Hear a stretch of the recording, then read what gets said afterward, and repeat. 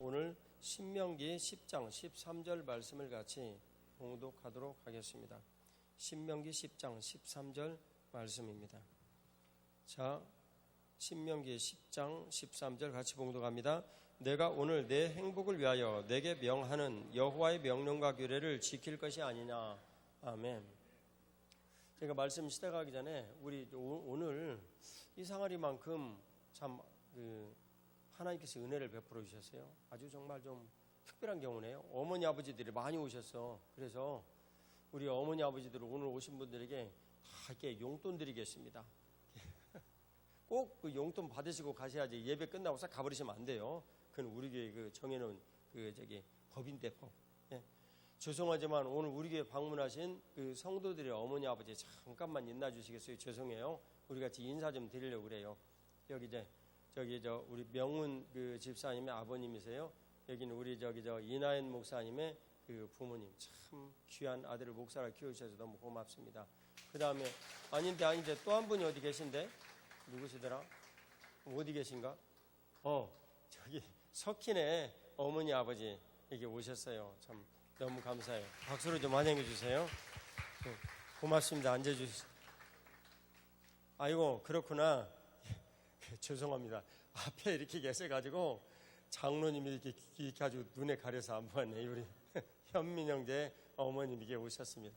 너무 참 반갑습니다. 다시 한번 박수로 환영해 주십니다. 참 너무 귀한 어머니들이 많이 오셔서 어머니 여기 오셨으면 어머님 아버님 꼭 저희들이 마련한 용돈 받아가지고 가세요. 우리가 그건 부모님을 섬기기 위해서 하고 싶어서 하는 일이에요. 무슨 특별한 행사 그런 거 아니에요. 우리가 원해서 하는 일입니다. 자, 오늘 제가 여러분들과 같이 나눌 말씀은 행복을 위하여라는 내용입니다. 행복은 누구든지 갖고 있는 꿈이죠. 대개 다 이 행복을 꿈꾸는 사람들은 만년을 행복하게 지낸다라는 거기에 집중이 좀 되어져 있군요. 그럼 저는 여러분들에게 질문 드리겠습니다. 행복이라는 것이 무엇일까? 이 행복이라는 것은 내가 지금 누리고 끝나버리는 쾌락이라는 것이 있고요. 행복이라는 것은 쾌락도 내게 즐거움을 줘서 일종의 행복감을 내가 느끼는 거예요. 자, 적어보겠습니다. 행복이 있으면 내 중심으로 내가 느끼는 것이 내가 행복해 라고 얘기를 하는 걸 쾌락이라고 불러요. 또 오락이라고 부리고 이렇게 이제 부르죠. 근데 이 행복이라는 것이 나를 기준으로 있지 아니하고 우리가 섬기는 하나님께 기준이 있어요. 그러면 하나님 아버지께서 우리에게 행복에 대해서 뭐라고 말씀하실까? 우리는요, 논리적으로 이것을 이야기를 하면 그것은 내 인생의 행복은 예수 그리스도십니다. 적어볼게요. 예수 그리스도. 그 다음에 내 인생의 행복이 정말 예수 그리스도시라면 내가 살아가는 삶의 모든 터전 내지는 모습은 교회라고 우리는 보통 말을 합니다. 그죠? 근데 이것을 추상적인 단어로 표현을 하자면 어떤 것이냐면요. 하나님 앞에서 우리들이 느끼는 보람, 이런 거예요. 그 다음에 기쁨, 이런 거예요. 이것을 우리들은 행복이라고 불러요. 그래서 이 가치의 기준이 모호하면 우리는 알지 못하고 가치의 기준이 뚜렷하면 알기에 제가 좀 이렇게 좀 적어봤어요. 아무쪼록 저와 여러분들이 행복이 무엇인지를 알고 살았으면 좋겠어요. 자, 내가 중심이 되어서 내가 지금 현재 즐기고 있는 즐거움과 이 기쁨이 이 두 가지가 우리가 생각하듯 이렇게 대별이 되어지는 것이 아니고 플러스가 되어가지고 이퀄 하나. 최고로 행복하겠죠. 저는 오늘 여러분들과 이걸 나눌 거예요. 정말 우리에게 살아가는 삶이 즐거움이 되고 기쁨이 되고 우리가 살아가는 삶에 대만족이 되고 그리고 우리가 통상 얘기를 하는 것처럼 지금 내가 세상을 떠나도 뭐가 없어요? 후회가 없어. 나는 더 이상 되돌아가고 싶은 마음도 없고 이렇게 산 내 인생이 너무 감격적이고 너무나 기쁘고 너무나 행복해요. 그것을 저와 여러분들이 누리기를 원해요. 제가 한 분을 소개를 하겠어요. 이번에 삿포로에 같이 간 이 목사님이 남원에서 사역하는 참 좋은 반석교회 목사님이신데, 여러분들이 이렇게 소개를 받아서 알고 계시는 박 목사님이세요. 근데 그 목사님이 이 교회를 처음에 개척을 하던 그 때에 있었을 때 다양한 많은 사람들을 만났어요. 다양한 많은 사람들을 만났는데 그 중에 한 분을 소개를 합니다. 근데 일본 선교를 위해서는 정말 꼭 가야 할 일이었어요. 이분이 교회를 섬기며 살아야 되는데 후원하는 비용이 IMF 시절에 농촌교회니까 다 후원을 받아서 생활을 해왔는데 확 줄어진 거예요. 그래서 어쩔 수 없이 그 산판 있잖아요. 그 다음에 이 동사무소에서 발주를 나는 이게 뚝 아래에서 뭐 잡초 제거하고, 지금 여기 성내천에서 풀 이렇게 제거하고 그런 거랑 똑같은 거예요. 그런 데 가서 일을 하고 그러면서 4년 동안을 지냈는데 너무나 인생이 힘들고 비참해서 정말 너무너무 괴롭고 힘들고 어떤 때는 죽을 뻔하기도 하고 그런 거 하면서 이분이 생각을 좀 바꾸게 됐어요. 이분은 전직 우리나라의 국가의 공사의 직원이었어요. 지금으로 얘기를 하면 차광식 집사인 것 같은 그런 직장이죠. 그래서 너무나 행복하고 유복하게 살았는데 자신의 인생을 하나님 앞에 드리려고 작정을 하고 삶을 새롭게 시작을 했는데 너무 힘들고 어려운 삶을 살게 된 거예요. 그분이 그곳에 가서 삶을 살면서 지내다 보니 곳곳에서 워낙 알려진 분이어서 전주에 가면 제가 나온 동북교회와 쌍벽을 이루는 그 당시에 큰 교회가 서문교회입니다. 서문교회에서 와라고 청빙을 받았어요. 그러면 집도 주고요, 자동차도 주고 사례비도 많아요. 그러니까 얼마나 가고 싶겠어요. 근데 이분이 거기에 임할 때 그 선배 목사님들이 한 곳에 가면 3년은 있어야 된다. 그래서 아멘 했대요. 그러니까 3년을 채우지를 못하는 거예요. 어느 곳에 또 채우지를 못하게 되니까 못 갔어요. 왜 나 못 간다. 그리고 또 어느 곳에는 갔더니 지금으로 치면은 얼마나 이분들이 목회자를 후대하는지 연봉도 너무너무 많고, 그 다음에 가장 목회자로서 기분이 좋은 것은 여기 오면 목사님이 하는 일들, 목사님이 참 인품이 훌륭하다고 이미 우리가 확인을 했고, 목사님 하는 일은 어떤 일이든지 절대 방해하지 않겠다. 근데 거기가 예산이 많은 교회였어요. 다 교회도 자립이 되어져 있고, 뭐 우리같이 뭐 빚도 있는 것도 아니고, 뭐 우리 뭐 빚 별거 아니죠. 뭐 빚 때문에 우리 스트레스 받은 적도 없고. 근데 그런 것도 없고, 근데 이분이 오라고 얘기를 하는데 6개월이 남아 있었대요. 3년에. 그래서 그럼 6개월만 기다려달라. 아니 여기 한 곳에 왔으면 우리 선배 목사님들이 3년은 있어야 된다고 그러는데 2년 반밖에 안 됐다 지금. 그랬더니 안 그래도 우리가 목회자가 없이 6개월을 버텨 하는데 6개월을 어떻게 더 버티겠냐 갖고 거기도 못 가게 됐어요. 그리고 3년이 됐는데 그러면 우리 생각에 하나님 앞에 이렇게 순종하고 복되게 주님께서 이렇게 인도에 가시는 대로 따라갔으면 갑자기 하늘에서 황금 덩어리가 떨어져 가지고 그 재정적인 어려움도 좀 극복하고, 그리고 그냥 우리 교회 장로님들처럼 너무너무 훌륭한 인품의 신자들이 우르르 막 서울에서 갑자기 이사 와가지고, 그러면 좋은 나무교회 성도는 줄어들겠지만 그래가지고 거기에 오고 그러면 얼마나 좋겠어요. 근데 성도들도 없고 오시는 분들은 이제 나이가 드셔서 만년에 오갈 데 없으신 분들이 열심히 섬겨가지고 한두 번씩 오는 거예요. 그래서 그분은 지금까지 자신이 전도한 사람의 3분의 1을 하나님께 보내드렸다고 그러더라고.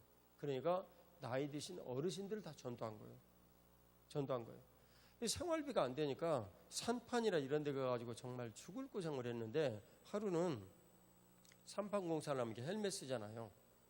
가지고 간 도시락을 먹는데, 그 당시에 일당 8,000원을 받고 일을 하는데, 이 헬멧에 비가 쭈르륵 모여가지고 앞으로 고개를 숙이니까 떨어져가지고 도시락이 딱 떨어져가지고 이 물로 비빔밥이 된 거예요.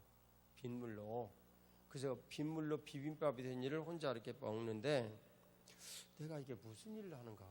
내가 이렇게 밥을 먹고 살기 위해서라면 옛날에 직장에서 내가 생활을 할 때면 훨씬 더 유복하게 가족을 잘 모시고 이렇게 지낼 수 있었을 텐데 그것이 참 너무나 가슴 아프게 이렇게 느껴지더라는 거예요. 그래서 참 일을 어떻게 해야 될까 고민을 하다가 돌아와가지고 제가 지금 먹고 살 쌀이 딱 남은 게 20일인데 이렇게 대충 나눠봤대요. 그랬더니 한 20일 남았더래요. 그래서 이 쌀 없어지고 나면 이제 저 돌아가겠습니다.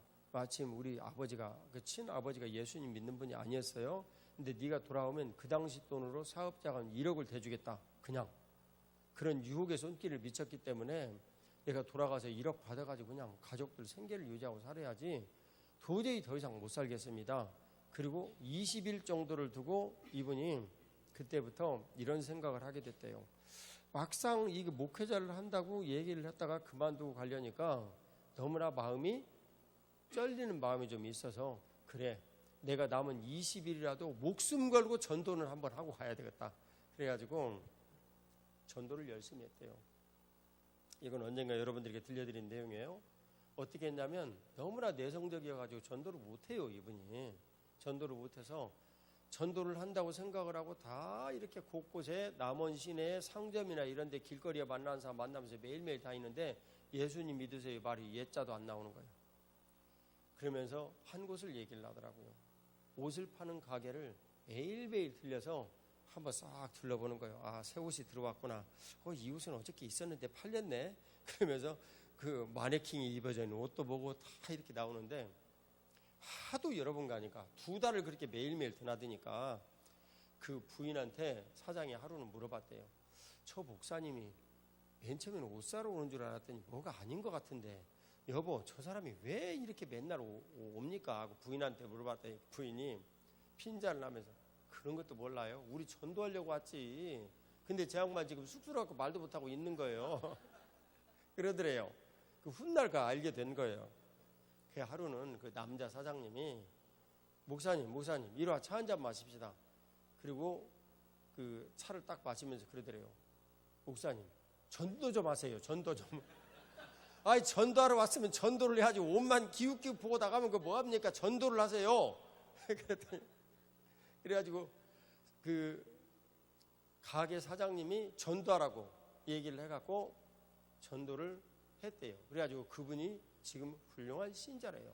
또 그러더니 조금 있다가 저기 아래 옷가게 그 무슨 옷가게 우리 형님 그인데 가서 전도 좀 하시오. 그래가지고 갔더니 그분들이 미리 얘기를 딱 듣고 또 옷도 정장 딱 입고 조그마한 그 찻도 이렇게 자기려 놓고 예수님 믿을 준비를 하고 있더래. 훌륭한 목사님들 얘기를 했나 봐. 그래가지고 그분들도 와서 예수님 믿고 그러면서 인생 포기하고 이제 가려고 그랬더니 아니 음식이 20일 돼가지고 떨어질 만하면 누가 쌀을 갖다 놓은대. 그리고 돈이 딱 필요해가지고 집세 이렇게 딱 낼 때 되면은 그냥 은행에 가보면 혹시 가지고 가보면 그 집세만큼의 돈이 딱 들어왔대요. 나머지 돈 없대. 그래가지고 계속 이어지다가 그냥 하나님 앞에 나를 완전히 버리고 포기를 하고 주님 원하시는 대로 한번 좀 그냥 살아보자.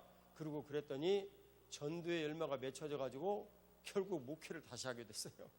못 떠났어요. 근데 이분이 한 분이 그 동네에 옮겨왔대요. 한 분이 그 동네에 옮겨왔는데 이분이 미장을 하는 분이래요. 워낙 술을 심하게 먹어서 알코올 중독자래요. 이분을 자기가 알고 있는 어떤 사장님에게 소개를 했더니 미장을 열심히 해가지고 드디어 상당한 돈을 받았대요. 근데 돈 받고 그 다음날 사라져버린 거예요. 그 후대에서는 왜 안 오냐 자꾸 연락이 오고 나도 모른다. 시간이 한참 지나서 한 일주일 지나서 나타난 거예요. 근데 그 돈을 가지고 와서 돈을 딱 위탁을 해놓고 부어라 마시라 해가지고 그 돈 다 떨어지고 난 다음에 쫓겨나가지고 다시 온 거예요. 참 어려운 분이죠. 이분이 당뇨가 있대요. 당뇨가 있는데 당뇨가 워낙 심해져서 한 번은 그분하고 늘 같이 술을 먹는 사람들이 집에를 갔더니 들어가지를 못하고 있어서 왜들 그러냐고 했더니 냄새나서 못 들어간다고. 그래서 가보니까 당뇨로 인해 가지고 다리가 썩는 거예요. 근데 사람의 생살 썩는 이 냄새가 그렇게 지독하대요. 상상을 할 수 없는 냄새가 난대요. 그러더라고. 그래서 이분을 데리고 병원에 갔대요. 어느 정도가 이렇게 심했냐면 목사님 자꾸 치료해달라고 그러는데 한번 잘 지켜보시라고. 그러면서 벽에 있는 글씨를 그 사람한테 읽으라고 그러더래요. 그래서 그 글씨를 읽는데 발바닥을 쇠구청이 같은 걸로 푹 찌르니까 발등으로 쇠구청이가 나오죠. 전혀 나오는 걸 모르고 그 글씨를 읽고 있더래. 그래서 아니 치료를 이거 좀 해주시라고 데리고 왔지 안 된다고만 얘기를 하면 어떻게 하냐. 그랬더니 이분은 우리가 어떻게 할 수가 없다. 저기 그 치료비도 있고 뭐도 있고 다 그러는데 그 목사님 되겠냐. 근데 그 목사님은 지금요 노인분이 5명이거든요. 교인이 생사활동을 하는 분이 아니기 때문에 헌금이 거의 없었대요. 그리고 여기저기서 조금씩 후원하는 비용으로 살고 있어서 현실적으로 도저히 병원비를 댈 수가 없는데 한 달에 100만 원 정도 됐대요. 병원비가. 근데 그 교회에서 나오는 헌금 전체 액수가 100만 원 정도 됐대요. 그러니까 뭐 헌금이 정말 그 교인 숫자에 비해서 거의 없는 거죠. 이 문제를 어떻게 해야 될까? 그러니까 옷가게 주인이라면 이런 몇몇 분들이 되는 헌금인데 헌금 다 해요. 이제 그렇게 이제 사는데 가족한테 연락을 해봤대요. 그랬더니 그 어머니가 막 울더래. 그러면서 큰아들을 바꿔주는데 우리는 걔가 우리 가족이 아니다. 다시는 연락을 하지 말아라 하고 끊더래요. 둘째 전화해봤대요. 막내 전화를 해봤대요. 다 똑같이 말하더래요. 우리는 그 사람이 우리 가족이 아니다. 전화하지 말아라. 그래가지고 본인이 결정을 해야 되는데 여러분 그런 일이 생기면 목사가 어떡하겠어요. 사람 죽이라고 할 수는 없잖아요. 그래서 2가지. 치료비 내가 낸다. 그 다음 2번째 간호를 24시간 해야 되는데 당신이 하겠냐. 그게 목사님 한다고 얘기를 했대요. 그래가지고 살 썩는 그곳에서 완전히 분리되어져 있는 이런 병동인데 격리병동에서 다른 환자들 나가게 하고 냄새가 너무 심하니까 이분하고 같이 지내는 거예요. 이분이 점점 살이 썩어가면 의사들이 하는 일은 그날을 봐가지고 썩은 살 가위로 다 오려내고 붕대로 매주고 그리고 가고 그게 다래요. 그리고 지내다가 어느 날 이분이 숨이 점점 늘어지더니 길게 숨 한 번 하고 숨이 딱 끊어졌대요. 이른바 죽은 거예요. 너무너무 이분이 다 놀랬죠. 그래서 미리 있으면 유사시에 연락을 하려고 그 받아둔 전화번호 있잖아요. 아까 전화가 왔던데 거기로 이제 밖에 나가가지고 이제 그 전화를 하려고 이제 갔는데 이제 죄송해요. 제가 착각했어요. 앞에 그 전화를 한 내용이 지금 이때였어. 앞에 전화하지 말아라. 그게 지금 이때였어. 이때였어요. 죄송해요. 내가 착각했어요. 다시는 전화하지 말아라. 장례를 치르든지 죽든지 말든지 뭐 수술을 하든지 뭐 이거 알아서 해라. 그렇게 얘기를 했어요. 얘기를 했는데 그렇게 얘기를 하고 그 다음에 죽었어. 이거 막 헷갈리네. 그 다음에 이제 죽었어요. 그러니까 그 목사님이 참 이럴 수도 없고 저럴 수도 없고 근데 의사가 와서 얘기를 하더래요. 의사는 마지막까지 생명을 살려내야 되나 봐. 그래가지고 그 살려내서 15분이 넘어가면 식물인간이나 비슷하게 되는데 살려내서 산소호흡기라도 끼우고 살리는 일들을 하겠냐 아니면 이대로 두겠냐. 근데 이분이 걸어다니면서 고민을 했대요. 살리자니 도저히 그 치료비를 감당을 할 수가 없고 100만 원 막 지금 그렇잖아요. 얼마인지도 모르는 어마어마한 돈이 지금 기다리고 있고 그 다음에 죽으라고 얘기를 하자니 목사가 사람 죽으라고 말을 할 수는 없고 정말 그분이 표현을 하더라고. 그때 그 몇 번이 자기 인생의 시간만큼 길었대요. 너무너무 힘들고 괴로워서. 그래서 어느 순간 포기를 해버렸대요. 주님 알아서 하십시오. 나는 내 힘을 완전히 벗어난 일입니다. 알아서 하십시오. 근데 조금 있다가 방에서 의사가 나오더니 살아났습니다. 잘 들어두세요.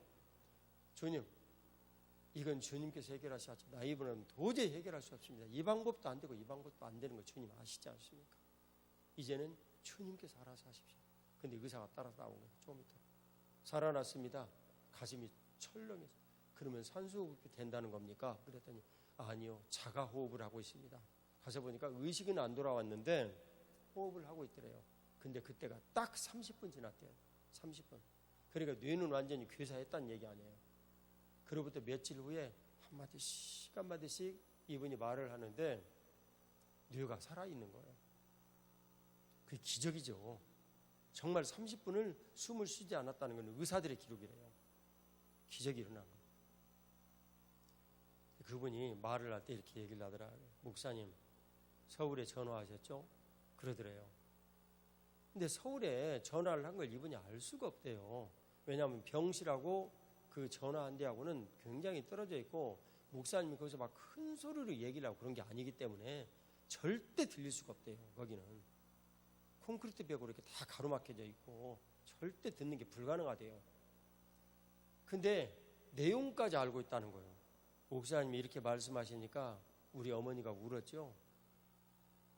형님이 보지도 않고 듣기도 싫으니까 뭐 형제도 아니까 연락하지 말으라고 그러셨죠. 다 조곤조곤 얘기를 하더래. 그래 이분이 너무너무 놀란 거예요. 목사님이 어떻게 들었냐 그랬더니 내가 그때 목사님 옆에 있었습니다. 그러니까 이 영이 떠나가 가지고 그 목사님 옆에서 다 들은 거예요. 이것이 매우 성경적 메시지입니다. 근데 이 일을 하면서 제가 한 가지 생각이 났어요. 광주에 있는 한 목사님인데요. 말씀드렸죠. 성대 나온 분인데 광주에 가가지고 깡패가 돼가지고 깡패 되고 살다가 지나가다가 광주 일구 학생들과 싸움이 붙었다고. 야구부 학생들과. 이 야구부 학생 중에 한 명이 어떻게 깡패를 자기들이 이기겠어요. 아무리 힘이 세도. 그러니까 학생 중에 한 명이 야구 빠따를 들고 와가지고 있는 힘을 다해가지고 등을 빵 때렸어요. 그때 너무나 충격이 심하니까 이 영혼이 일종의 물리적인 무게를 가지고 있거든요. 질량을. 이 영이 팡 튀쳐나가버린 거예요. 튀쳐나가가지고 그분이 훗날 목사님이 돼서 저에게 증언을 해준 거예요. 자기가 공중에서 딱 보니까 자기가 죽었더래. 근데 튕겨져 나온 이런 게 있어가지고 공중에 잠깐 이렇게 머물러 있었던 거예요. 그리고 다시 서서히 내려가가지고 자기 몸에 들어가지고 살아났는데 사람이 죽었으니까 싸움이 끝나버린 거예요. 그래서 살아나가지고 이 세상이 끝이 아니구나. 자신이 그걸 안 거예요. 그래서 고민을 했대요. 불교를 갈 것인가, 천주교를 갈 것인가, 기독교를 갈 것인가. 근데 다녀보니까 기독교만이 확실하게 진리를 전하고 있더래요. 그래서 에라, 내가 저 세상에 있다는 걸 아는데 여기서 그냥 적당하니 먹고 살아야 뭐하냐. 그분은 진짜 힘든 남봉꾼으로 살았거든요. 근데 뭐 그런 장소들이 자기 집이었대요. 집에 안 들어가고. 근데 어쨌든 이분이 회심을 하고 목회자가 됐어요. 참 특별한 경우죠. 똑같은 일을 지금 그 당뇨병에 걸린 환자가 겪은 거예요. 그래서 둘째 형한테 한 얘기도 하고, 그래서 이분이 그때 믿게 됐다고 그러더라고.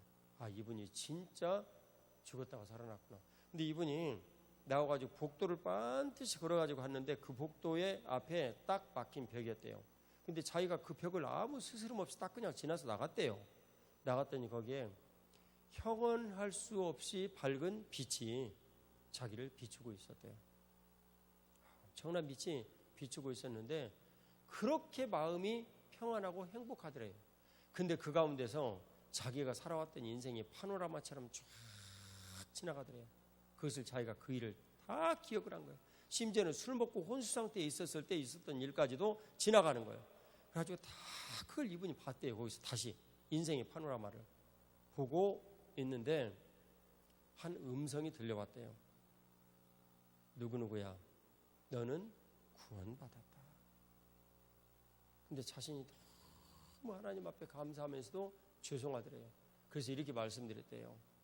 주님, 제가 너무나 나쁜 짓만 많이 하고 살아서 조금만 좀 착한 짓 좀 하고 살다가 예수님 때문에 좀 그런 일 좀 하고 살다가 주님께 좀 가게 해주세요. 근데 그 기도를 들은 순간 갑자기 필름이 바꾸듯이 탁 바뀌어져가지고 눈 탁 떴대요. 살아난 거예요. 살아나가지고 그때부터 이분이 인생을 살기 시작을 했는데 1년 정도쯤 살다가 죽으셨대요.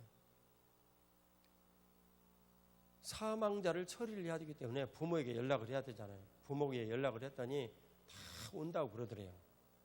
아니, 그전에는 연락도 하지도 말으라고. 걔는 우리 가족이 아니라고 하던 사람들이 다 왔대요. 와가지고 장례비 자기들이 다 치르고 다 처리를 하고 목사님 정말 감사합니다 하고 우리는 가서 반드시 예수님 믿겠다고 말을 하더래요. 알고 보니까 이 1년 동안 이분이 거의 매일 전화를 해가지고 이렇게 얘기를 한 거예요. 형, 그때 내가 술 먹고 형한테 이렇게 말을 했지. 그때 형은 이렇게 말을 했는데 내가 그때 형의 말을 들었어야 했어. 형 미안해. 잘못했어. 용서해줘. 그러냐? 그럼 네가 알았으면 됐다. 근데 그 내용이 그 형의 증언에 가면 술 먹고 인사불성이 되어서 이 사람이 한 일이기 때문에 이 사람이 도저히 기억을 할 수가 없는 말이래요. 근데 다 알더라고요. 자기도 다 얘기를 하니까 기억이 났대요.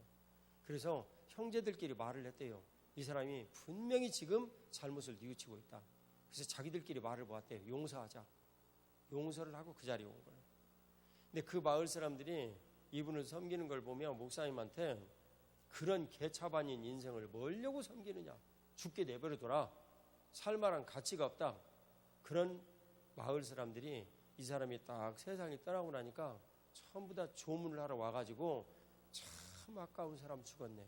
아까운 사람 죽었네. 그러더래요. 1년 사이에 그렇게 내용이 바뀐 거예요. 그 얘기를 들어보니까 1년 동안 온 마을에 청소는 이분이 거의 다 했대요.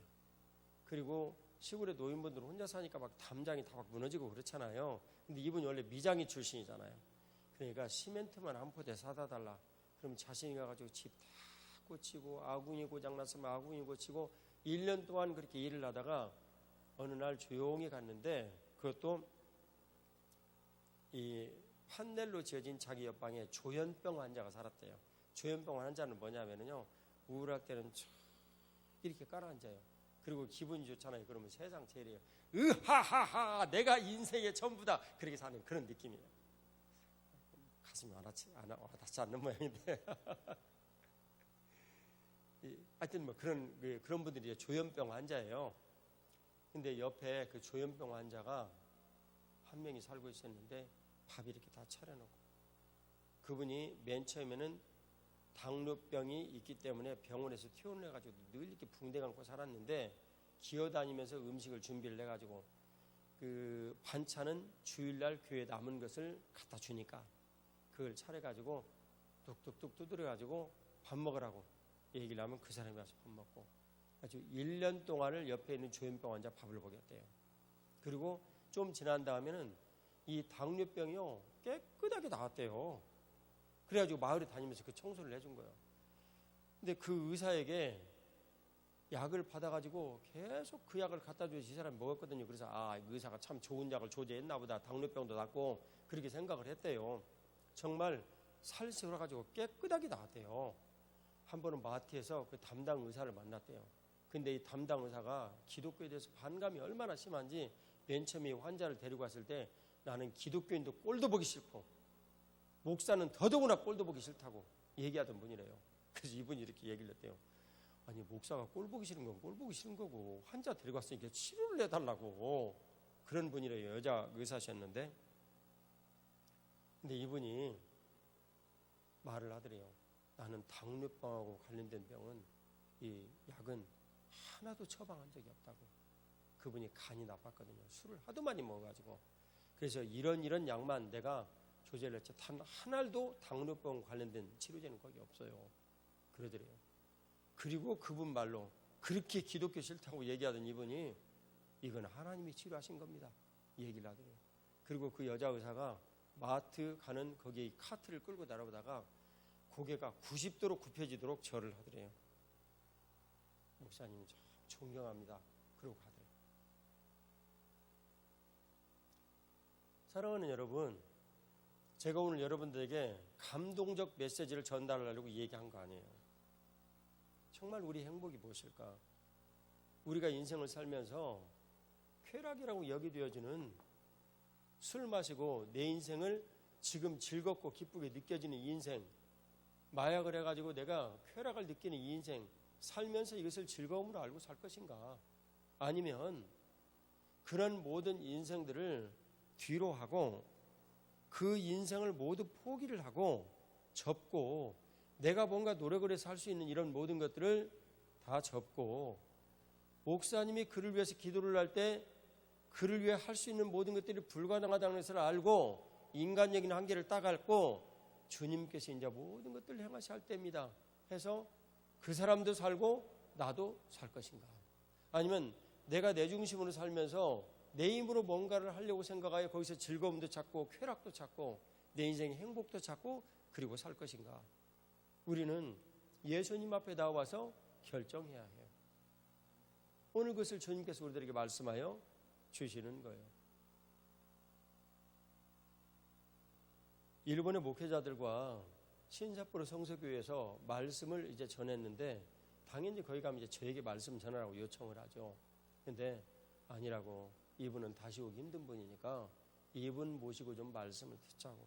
그래서 지금 이 내용을 그분이 신삿포로 성서교회에서 말씀을 청원을 했어요. 지성적 신앙으로 거의 끝을 본 일본인들이 충격을 많이 받았죠. 사랑하는 여러분, 하나님 오늘도 살아계십니다. 우리의 행복이란 무엇입니까? 그 하나님을 만나는 일입니다. 우리의 행복이 이 세상에서 아무리 즐거움과 쾌락으로 느껴진다 한들 여러분들이 스칸디나비아에 가가지고 그 피오르드 반도에 멋 있는 장면을 본다 한들 그것이 여러분들에게 영원히 남겠습니까? 아니면 여러분들이 저 남극에 가지고 유빙을 한번 타보는 그런 색다른 경험을 한다고 그것이 여러분들에게 행복으로 남겠습니까? 만리장성에 서가지고 사람들이 만드는 이 정말 기가 막힌 조형물을 보며 감탄을 하고 사진을 찍는다고 여러분들의 행복으로 영원히 남겠습니까? 그러지 않습니다. 우리 죽고 나면은요, 유품 다 사라져요. 제가 우리 어머니 아버지 그렇게 좋아했고 난 특별히 우리 아버지를 너무나 존경하고 좋아했는데 여러분, 지금 아버지의 그 사진은 사진첩 속에 있을 뿐이지 제 삶에서 그 아버지를 바라보고 아버지께 감사할 수 있는 시간 그 자체가 생각의 자락에서 조금 머물러 있을 뿐 나를 지배하지 못해요. 인간은 누구든지 사라지게 돼 있어요. 그러지 않아요, 여러분? 여기에 나이 드신 분들 가운데 지금 내가 내 아버지의 기억을 얼마나 가지고 있는가? 그리고 그분이 내 인생의 모든 것들을 얼마나 좌우하고 있는가? 아니요. 그러기에는 나에게는 친아들도 있고 손주들도 있어요. 이 아이들을 살피기에도 시간이 부족한데 인생에. 우리는 이 세상을 떠나서 영원이라는 그 간극의 문턱을 넘어야 해요. 내 힘으로 갈 수가 있나요? 아니요. 하다못해 옆에 있는 일본이나 중국에 가려 해도 우리는 여권이라는 것이 있어야 하고 비자라는 것이 있어서 상대방 측에서 들어와도 좋다. 일본은 상호 일본인이든 한국인이든 서로 들어가고 나가고 좋다. 맺었기 때문에 인정해서 들어가는 거고 중국은 비자가 있어야 하기 때문에 그분들이 한국에 들어가려면 한국에서 허락을 해줘야 들어올 수 있어요. 또 우리가 중국에 가려면 중국에서 허락을 해줘야 들어갈 수 있어요. 상호 비자 면제 협정을 맺지 않았기 때문이죠. 허락을 해줘야만 들어갈 수 있어요. 천국이요. 허락해주지 않으면 들어갈 수 없어요. 그 허락을 해주실 수 있는 분은 하나님 아버지세요. 그런데 그 하나님 아버지께서 우리가 죄로 인하여서 죄가 관영한 상태에 있는 우리가 천국에 들어갈 수 없다는 걸 명백하게 아시고 예수님을 보내셔서 우리 죄를 대신하여 죽으시고 우리 죄를 모두 사하셨어요. 방법은 딱 하나인데 천국에 들어올 수 있는 유일한 사람은 온 세상에 딱 예수 그리스도 한 명밖에 없다. 구약시대에 들어온 사람들 예수님께서 장래에 이렇게 해주실 것을 믿고 들어왔지 그분들 힘으로는 불가능하다. 너희들은 어떻게 할래? 주님은 우리들에게 질문하시는 거예요. 예, 저는요 예수 그리스도께서 내 안에 오셔서 내가 그분과 하나가 되어서 내가 천국에 들어가되 모습은 예수님께서 들어가신 것입니다. 나는 사람의 모습으로 생각을 하면 그분 등에 업혀가지고 들어가랍니다. 그래서만 우리는 영원이라는 천국에 들어갈 수 있어요. 그래서 그것을 우리들은 행복이라고 부릅니다. 우리의 진정한 행복은 내가 삶을 살면서 나와 함께 하시는 예수 그리스도와 함께 살아가는 것입니다. 그것을 주님께서 우리들에게 행복이라고 말씀을 하시죠. 그래서 이 행복이 우리들에게 주시는 메시지가 매우 강한데 창세기 1장 31절을 화면으로 한번 좀 같이 보도록 하겠습니다. 하나님이 지으신 그 모든 것을 보시니 보시기에 심히 좋았더라. 저녁이 되고 아침이 되니 이는 여섯째 날이니라. 여기에 보면 하나님 보시기에 심히 좋았더라 말씀을 하세요. 그런데 각 날짜를 창조를 하시고는 보기에 좋으셨더라 그렇게 말씀하세요. 그 다음에 완성을 하시고 에덴 동산을 딱 보시니까 심히 좋으셨더라 이렇게 표현을 해요. 근데 여기에 좋았다라는 주님의 이 그 말씀이 뭐냐면 히브리어로 토브라는 말이에요. 토브라는 말인데 오늘 신명기 10장 13절에 내 행복을 위하여 라는 이 행복이 토브라는 말이에요. 이해가시죠? 행복을 위하여 주님께서 우리들에게 요구를 하신 것은 무엇이냐면요 12절에서부터 보면 자 성경 우리가 펴있는 신명기 10장 12절 같이 읽어요. 이스라엘아 내 하나님 여호와께서 내게 요구하시는 것이 무엇이냐 곧 내 하나님 여호와를 경외하며 그의 모든 것을 행하고 그를 사랑하며 마음을 다하고 뜻을 다하여 내 하나님 여호와를 섬기고 그렇잖아요. 자 1번 하나님을 경외하라는 거예요. 하나님께서 우리에게 요구하시는 거 1번 하나님을 경외하라. 언뜻 생각을 해보면 높은 지위에 있는 데가 다른 사람들에게 나를 존경하시오 이렇게 억지로 말하는 것 같아요. 아니에요. 창조주이신 하나님 아버지를 우리가 인정하지 않고 이 세상에 복된 것이 있을 수가 없다는 것을 우리보다도 창조주신 하나님께서 더 잘 아세요. 하나님을 경외하는 것 외에는 이 세상에서 복된 것이 없다는 걸 믿으시기 바랍니다.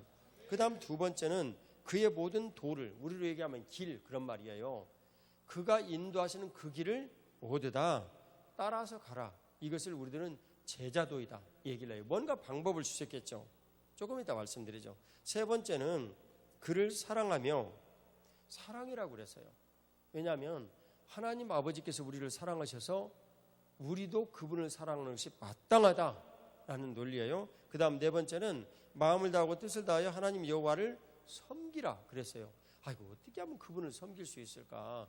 종이 주인을 섬기는 것은 주인이 나갔다 오면 발에 묻어져 있는 먼지를 세숫대야를 갖다가 다 씻기고 그 다음에 목욕을 하고 먹을 것을 다 준비를 해가지고 그 주인을 섬기는 거예요. 이게 종과 주인의 관계입니다. 섬기라. 섬길 수 있는 길은 그분을 평안하게 해드리는 겁니다. 그분은 육신을 가지신 분이 아니시니 하나님 아버지께서 우리를 평안하게 여기시는 것이 도대체 무엇일까? 우리는 좀 연구를 해봐야 될 필요가 있습니다. 그리고 오늘 13절에 내가 오늘 내 행복을 위하여 내게 명하는 여호와의 명령과 규례를 지킬 것이 아니냐 그런 말씀이에요. 하나님 보시기에 좋았더라라는 이 좋았더라라는 단어가 보시기에 좋았더라라는 이게 토브라는 말이에요. 좋았더라라는 이 말은 하나님 보시기에라는 전제 조건이 달려있구나. 그러니까 하나님 딱 이렇게 보시고 좋으셨더라 그러면 하나님께서 기뻐하시고 즐거워하시는 거예요. 이해가시죠? 그런데 하나님 보시기에 허허 이러면 안 좋으신 거예요. 그럼 뭐 안 좋으신 거예요. 우리는 근본적으로 죄를 짓고 에덴에서 행복하게 살다가 하나님을 떠나버린 존재들이에요. 우리 힘으로는 다시는 하나님 앞에 돌아갈 수가 없어요. 그래서 예수님을 이 땅에 보내셔서 하나님을 근본 떠나버린 우리 죄를 예수님께서 십자가에서 대신 형벌을 받으시고 대가를 치르셨어요. 우리가 교회에 와가지고 예수님을 믿는다. 그 말은 무엇이냐면 근본적으로 내 죄를 대신하여 예수님께서 십자가에서 내 죄의 대가를 치르셨다. 그래서 나는 죄가 없다. 이걸 믿는 거예요. 그게 예수님 믿는 거예요. 할렐루야. 옆에 있는 분들에게 축복해 주세요. 당신이 예배당에 와서 예수 그리스도께서 당신 죄를 대신하여 죽으셨다는 것을 믿으시기 바랍니다. 인사 좀 나눠주세요.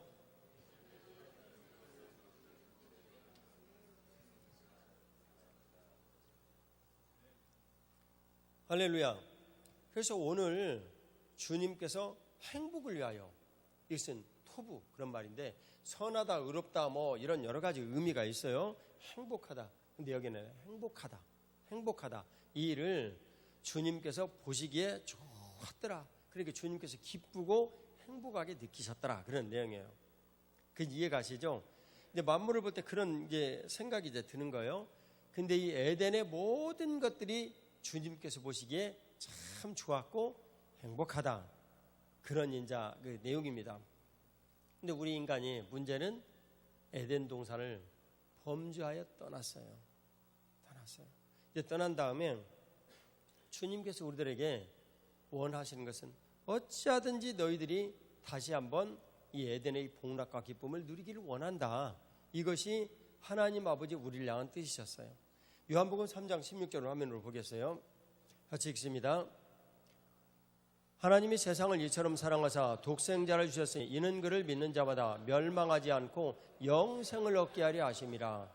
하나님 아버지께서 우리가 영원한 영생을 얻는 것을 원하셔서 예수님을 보내셨는데, 예수님을 보내신 그 근본 이유를 봤더니 하나님 아버지께서 만물을 구원하시기 위해서 사랑하시려고 사랑하시는 그 마음이 일어났던 거예요. 그래서 그 하나님 아버지의 그 사랑의 마음 때문에 예수님을 보내신 거예요. 예수님은 다른 말로 하나님 아버지의 우리를 향한 사랑, 이렇게 요약할 수 있습니다. 그래서 주님께서 이 땅에 오셔서 우리를 위하여 십자가에 대신 달려 죽으시고, 그리고 우리 죄를 깨끗하게 용서하셨어요. 그리고 하나님 앞에 우리를 데려갈 수 있는 모든 기반 여건을 만드셨어요.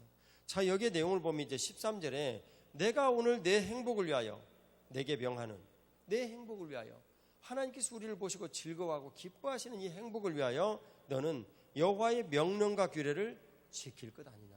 다소 여기서는 조금 어려워지네요. 명령과 규례를 너가 지켜라. 율법을 지키라는 거죠.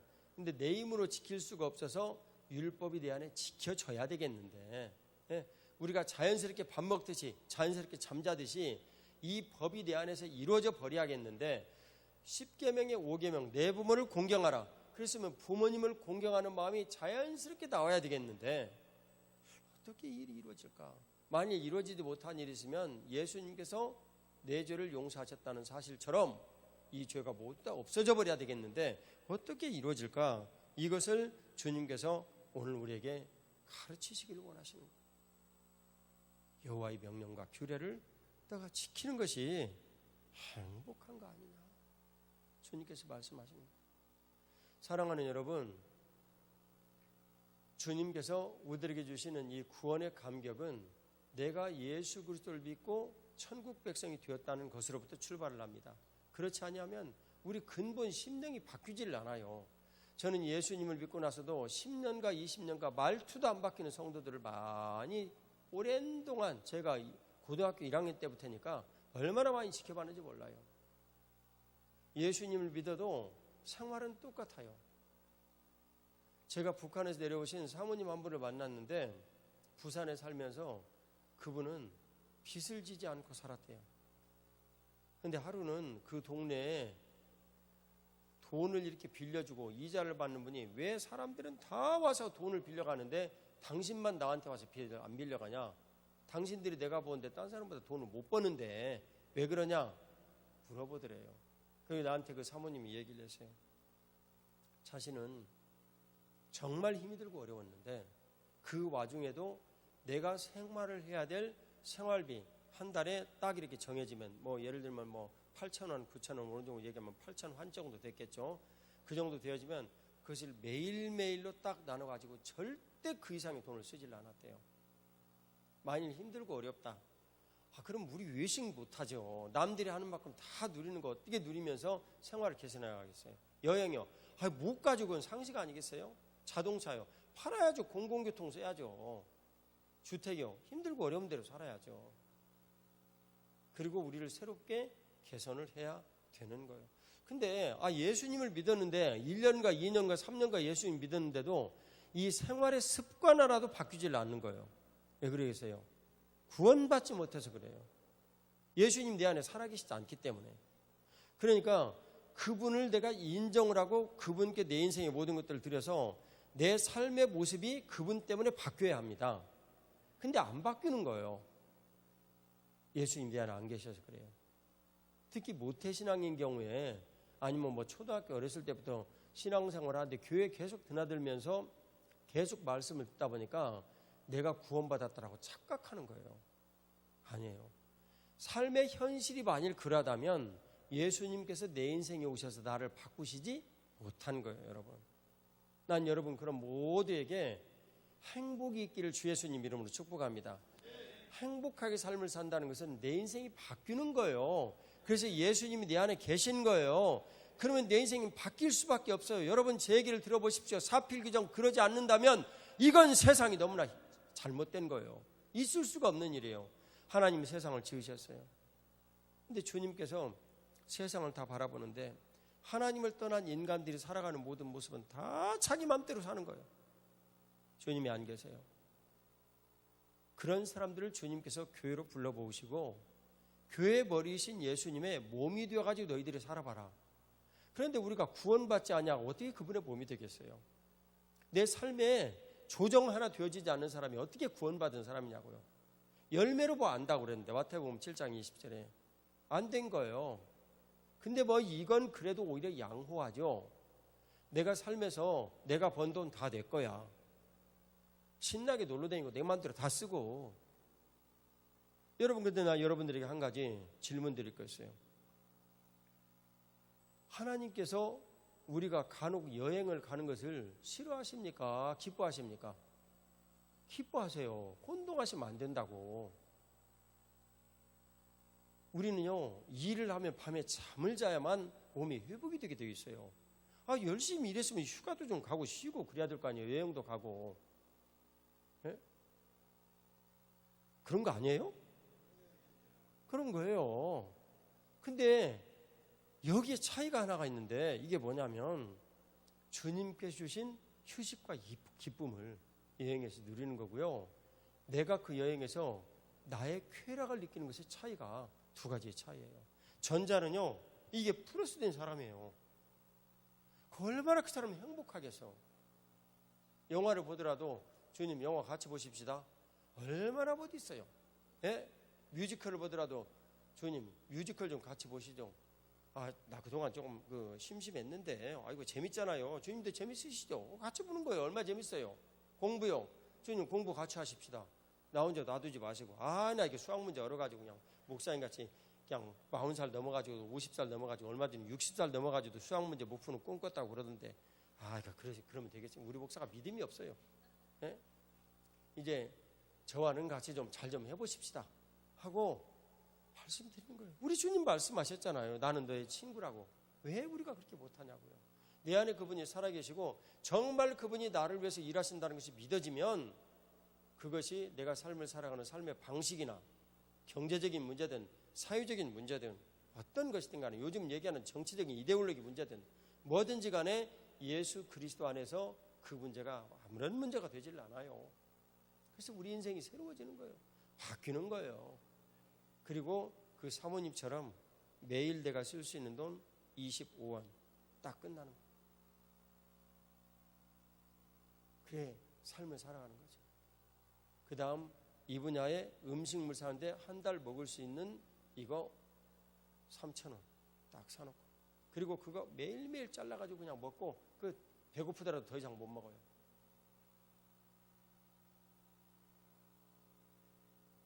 잠언 31장에 나오는 현숙한 부인의 모습이에요.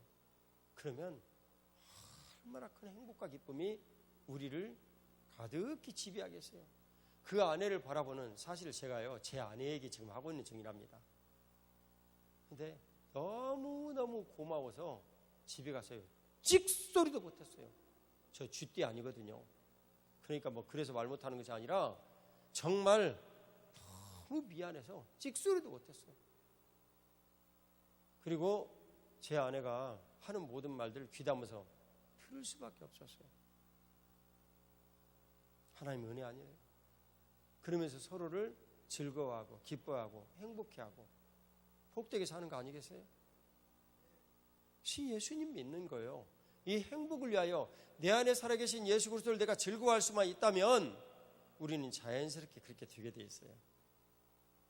그것이 언약이 내 삶 가운데서 이루어진다는 다소 난해하고 어려운 기독교의 최고가치의 진리예요. 자, 그러면 우리를 위하여 십자가에 달리시고 우리 행복을 위하여 오늘도 우리와 함께 하시는 예수님을 하나님 아버지께서 어떻게 여기시나? 마태복음 17장 5절을 같이 보도록 하겠습니다. 같이 읽겠습니다. 말할 때 호련히 빛난 구름이 그들을 덮으며 구름 속에서 소리가 나서 이르시되 이는 내 사랑하는 아들이요 내 기뻐하는 자니 너희는 그의 말을 들으라 하시는지라. 아멘. 요약을 하면 하나님 아버지께서 예수님에 대해서 첫 번째 내 사랑하는 아들이다, 두 번째 내가 기뻐하는 자다 말씀하셨어요. 어디에서 많이 본 내용이죠. 그래요. 보시기에 좋았더라. 토부 내용이에요. 보시기에 좋았더라. 예수님께서 세례를 받으시고 인생을 하나님 아버지의 뜻대로 딱 살아가게 되는 그 첫 번째 사역의 시작 내용도 비슷해요. 마태복음 1장 31절 같이 읽겠습니다. 같이 봉독합니다. 1장 31절 같이 읽어요. 없어요? 왜 마태복음 창세기 1장 31절은 아까 말씀드렸죠? 그러면 마가복음 1장 11절 죄송합니다. 마가복음 1장 11절 자 같이 봉독합니다. 하늘로부터 소리가 나기를 너는 내 사랑하는 아들이라 내가 너를 기뻐하노라 하시니라. 주님께서 그렇게 말씀하셨어요. 예수님을 기뻐하세요. 우리 착각하면 안 됩니다. 하나님 아버지께서 이 세상에서 사랑하셔서 우리를 정말 자신의 자녀로 인정해 주시고 사랑하시는데 하나님 아버지의 법적인 룰에 의하면 이 법의 룰에 의하면 규칙에 의하면 우리를 사랑하셔도 사랑을 우리들에게 베풀어 주실 수가 없는 근본적인 한계가 있어요. 그게 뭐냐면 근본 우리를 떠난 하나님을 떠난 우리가 하나님 아버지로 사랑을 받을 수가 없어요. 오직 누구 때문에만 그것이 가능하냐면 우리 죄를 대신하여 십자가에 달리신 예수 그리스도 이분을 통해서만 우리가 하나님 아버지의 기쁨이 될 수 있어요. 할렐루야. 하나님 아버지께서 말씀하셨어요. 아들이신 예수 그리스도께 너는 내 사랑하는 아들이다.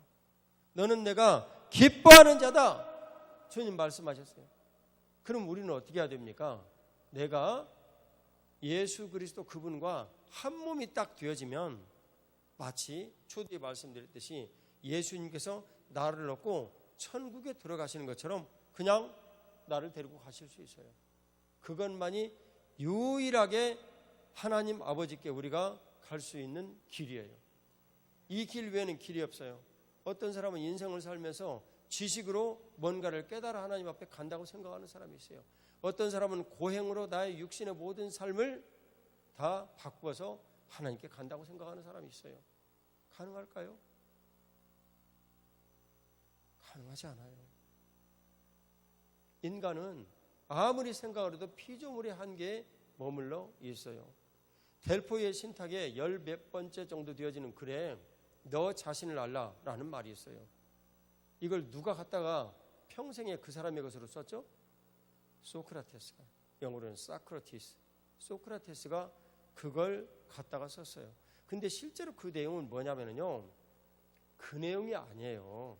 너희들 자신이 현재 얼마나 미천한 존재인지 돈이 없는지 네가 지식이 없는지 너 자신이나 알고 말을 해라. 우리가 그렇게 받아들이는데 그 내용이 아니고 그 내용은 실제로는 신 앞에 너가 얼마나 무력한 존재인지를 깨달아라. 그 내용이 델포이의 신탁에 써진 것을 이게 인본적인 내용으로 바꿔져가지고 이렇게 우리들에게 전해진 거예요.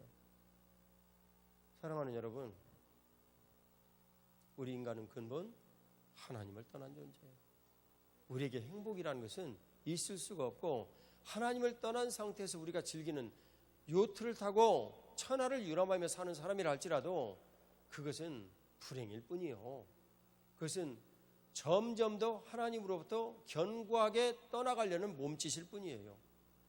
그 몸짓은 베이징의 날개짓이 뉴욕의 태풍이 되어서 훗날 내 인생을 망하게 할 뿐이에요. 우리는 주님의 거룩하신 은혜로 예수 그리스도를 믿게 됐습니다. 저와 여러분들은 이곳에서 예수님 때문에 예수님의 몸이 되어지는 이 교회에서 예배를 드려요. 하나님 아버지께서 우리를 즐거워하고 기뻐하는 이런 일들은 우리 안에 살아계신 그리스도 때문에 가능한 일이에요. 우리가 예수 그리스도를 모시고 주님과 함께 즐거움과 기쁨의 인생을 많이 살 수가 있다면 우리는 주님의 기쁨이 될 거예요. 유일한 희망과 유일한 가능성 딱 한 가지입니다. 바로 그 일이 교회의 머리이신 예수님과 그분의 몸된 지체로 우리가 살아가는 것이에요. 그것이 교회의 영화로우며 복됨이요 하나님 아버지께서 우리를 통하여서 베풀어 주시는 행복이에요. 저는 이제 10여 년 안 되는 시간에 은퇴를 하고 이제 교회를 떠나겠죠. 교회됨에 12일 이 일을 여러분들이 40년 지나면 마칠 거예요. 오늘 아침에 여기 앞에 지훈이가 앉았는데 너 몇 살이니? 8살이라고 그랬어요. 그러면 너는 46세쯤 정도에 교회됨 40일이 마치겠구나. 양육 이 훈련의 한 텀이 지나가겠구나. 그리고 네가 만일 96세 이런 정도쯤 되면 두 텀이 지나가겠구나. 물론 내가 지금처럼 성실하게 지난다면 너 그때 은퇴 장로 되어 있겠지. 사랑하는 여러분, 우리는 교회 안에 살아서 교회 안에서 복되고 놀라운 열매를 맺어요. 나는 어저께 감격스러운 편지 한 통을 받았어요. 실은 제가 받은 게 아니라 제 아내가 받았는데 그것은 강준구 성도로부터 받은 편지예요. 본인이 어디서 배웠는지 강준구 성도 올림 그래서 썼어요. 자기가 썼어요. 사모님이 인내하며 나를 기다려주고 키워주지 않으셨다면 저는 여전히 외톨이로 지냈을 것이고 인생 패배자가 되어가지고 힘들고 어려운 길을 살았을 거예요. 그리고 저는 지금처럼 기쁨이 무엇인지를 모르고 살았을 거예요. 그런데 사모님이 인내해 주시고 기다려 주셔서 제가 오늘 이렇게 기쁘게 지내고 공부를 하는 것도 너무너무 즐거웠고 교회에서 지나는 생활과 나를 정말 좋아하는 동생들도 이렇게 생기고 이것은 정말 나에게는 엄청난 큰 일이에요. 사모님 정말 감사해요. 하고 편지를 보냈어요. 그래서 제 아내가 카카오톡에 나오는 그 그림을 카카오톡인가 자신의 핸드폰인지는 모르겠는데 그 그림을 그 글씨 편지로 바꿨어요. 제가 빛이 잘 들어오게 사진 찍어줬어요. 읽어보고 싶으시면 카카오톡에 들어가서 제 아내 그 찍어놓은 사진을 보세요. 우리 인생의 행복은 그거 아니에요? 62세든 제가 아이들 데리고 지리산의 꼭대기에 올라가서 그곳에서 아이들과 같이 말씀을 나눠요. 아이들이 울면서 부모님에게 편지를 써요. 그리고 그 아이들이 저녁에 들어오면 언제 그러냐는 듯이 정말 목사님을 즐거워하고 기쁘고 호랑이처럼 그 아이들을 사고 나니까요. 데리고 왔던 그 할아버지를 자상하니 맞아주고 좋아하고 즐거워해줘요. 제가 얘기를 했던 지훈이 아이가 천례 예배 때 딱 뒤에 와가지고 지리산 갔다 온 그 첫 번째 심야 예배 때 대뒤에서 나를 꽉 껴안아서 너무나 꽉 껴안았기 때문에 떼가지고 볼 수가 없었어요. 행복 아니에요? 이 행복은 예수 그리스도에게서 누구도 뺏어갈 수 없는 행복이에요. 나라와 민족을 위해서 기도 많이 하세요. 이렇듯 첨예하고 나라가 하나져서 이거 어떻게 할 줄을 모르겠어요. 그 이데올로기도 예수 그리스도의 사랑에서 우리를 떼어낼 수가 없어요. 또한 주님께서 우리에게 베풀어 주시는 어떤 경제적인 성과나 사회적 명예나 지위도 우리를 그리스도의 사랑에서 절대 떼어낼 수 없어요. 우린 예수 그리스도의 몸이에요. 그리고 서로를 즐거워하죠. 기뻐하고 세속적 어떤 가치도 교회에 들어오는 것을 거부하셔야 해요. 내가 가지고 있는 생각이나 내용들은 다를 수 있어요. 사실 아니에요? 교회 보수주의자만 있으면 어떡하겠어요, 여러분? 되겠어요? 있을 수 없는 일이에요. 교회는 진보주의자도 있고 보수주의자도 있고 균형을 이루어서 예수님의 마음을 각자 살고 있는 터전에서 어떤 사람은 생사를 위해서 사장도 되고 국회의원도 되고 장관도 되고, 어떤 사람은 빈민들을 위해서 자기가 가지고 있는 그 모든 것들을 누릴 수 있는 실력이 설사 있다 할지라도 포기를 하고 가서 어려운 사람들과 함께 사는 거예요. 제가 꿈은 은퇴한 사람이 맨 먼저 여기 마천동에 가서 조그마한 사무실 하나 차리고 방 하나 만들어 두고, 그리고 거기에 국수 만드는 기계 하나 만들어 가지고 오는 사람들 그냥 멸치 국물에다 얼른 간단하게 식사 한 끼 먹이를 할 수 있고, 그 사이에 벗어놓은 옷 입고 좀 기다리고 그분의 옷 얼른 빨아가지고 바로 말려서 1시간 내에 그 사람에게 다시 돌려주어 다시 생활하게 하는, 누군가가 그 일을 좀 했으면. 그분은요, 한 번가 두 번가 오면서 나하고 얘기하는 이런 대화를 들으면 내가 예수님 믿는 사람이라는 걸 알아요. 내 힘으로는 그렇게 할 수 없다는 걸 알아요. 내 안에 살아계신 예수 그리스도 때문에 이 일을 내가 기뻐한다는 것도 알아요. 말하지 말으라고 그래도 당신이 믿는 예수님 좀 믿고 싶다고 말하게 돼 있어요. 우리의 삶은 예수 그리스도를 말해야 해요. 우리의 삶이 예수 그리스도를 말할 수 있다면 우리는 주님의 기쁨이 돼요. 우리 같이 찬양 드리겠습니다. 나 주님의 기쁨 되기 원하네. 주님의 거룩하신 은총이 여러분들과 같이 하시기를 축복합니다. 나 주님의 기쁨 되기 원하네. 내 마음을 새롭게 하소서. 새 부대가 되게 하여 주사. 주님의 빛 비추게 하소서. 내가 원하는 한 가지, 주님의 기쁨이 되는 것. 내가 원하는 한 가지,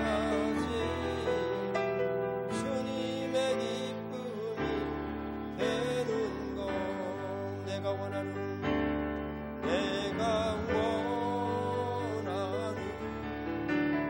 한 가지, 주님의 기쁨이 되는 것. 내가 원하는 한 가지, 주님의 기쁨이 되는 것. 우리 같이 일어서서 기도드리겠습니다. 우리 같이 기도를 드릴 때, 하나님 아버지, 우리는 주님으로부터 근본 멀어져서 주님이 우리를 정말 사랑하시지만 기뻐할 수가 도저히 없는 죄인이라는 것을 오늘 들었습니다. 예수님께서 내 죄를 용서하시고 나와 함께 하심으로, 나와 함께 하시는 예수 그리스도를 주님께서 기뻐하시고 즐거워하심으로 내가 천국 갈 수 있다는 것도 들었습니다.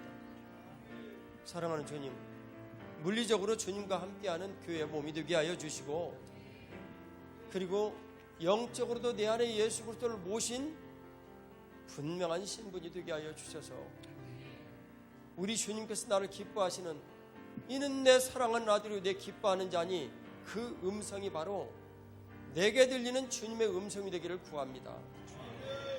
그리하여 나는 주님의 기쁨이 되기를 원합니다. 주님 모든 영광을 오직 내 인생을 통하여 받아 주시옵소서. 그리하여 내 인생 예수 그리스도를 인하여서 확실히 변화를 받는 인생 되게 하여 주옵소서.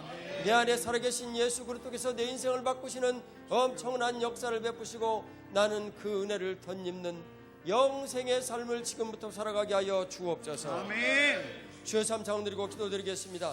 주여, 주여, 주여.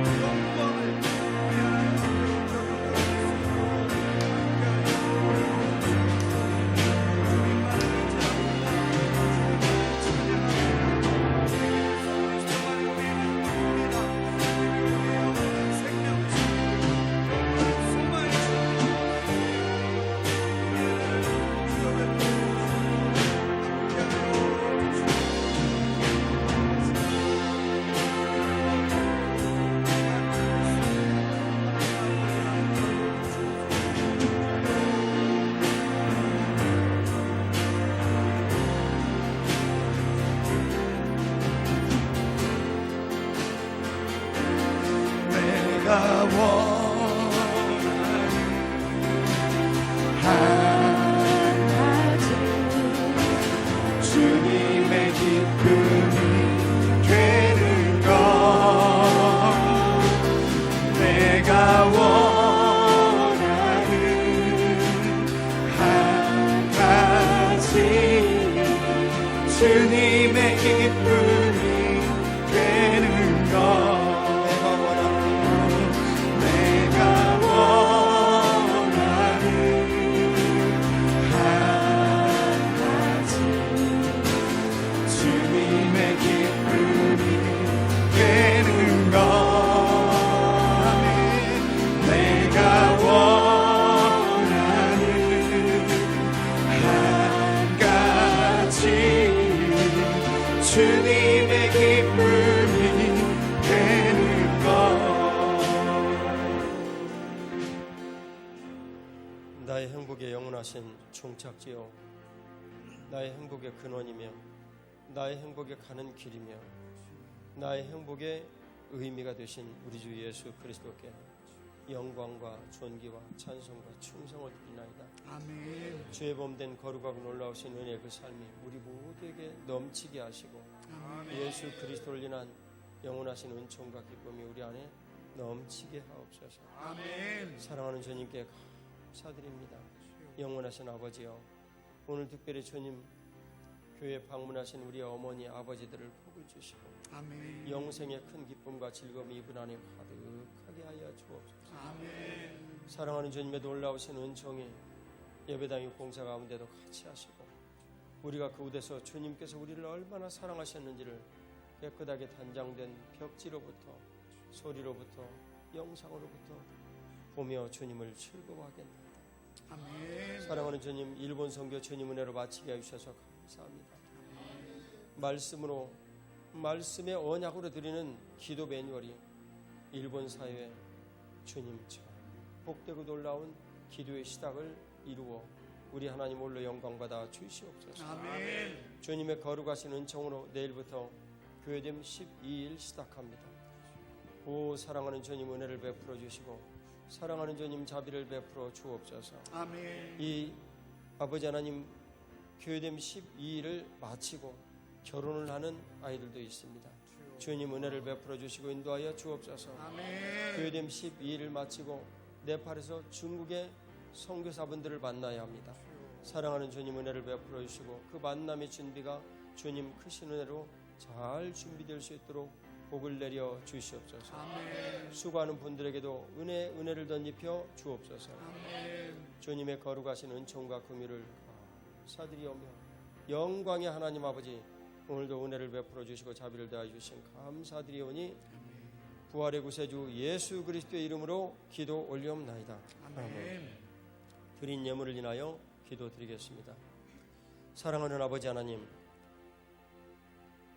오늘도 주일의 예물과 선교의 예물을 주님 받아주셔서 이 예물이 이루는 모든 곳들마다 주의 복음의 능력이 흥왕하소서. 아멘. 재정의 일꾼들을 나눔의 예물을 통하여서 일으키시고 평강을 주시는 우리 주님의 거룩하심이 날마다 늘어나는 감사로 인하여 충만하소서. 아멘. 예배당을 위하여 드리는 구분된 예물과 10분의 1을 구분한 이 마음들을 위해 주님 복을 내려주소서. 아멘. 주님의 크신 은총과 긍휼을 감사드리오며 부활의 구세주 예수님 이름으로 기도 올리옵나이다. 아멘.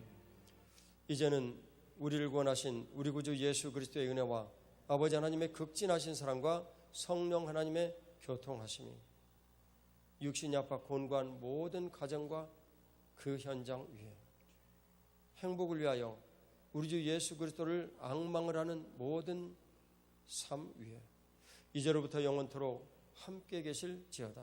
아멘.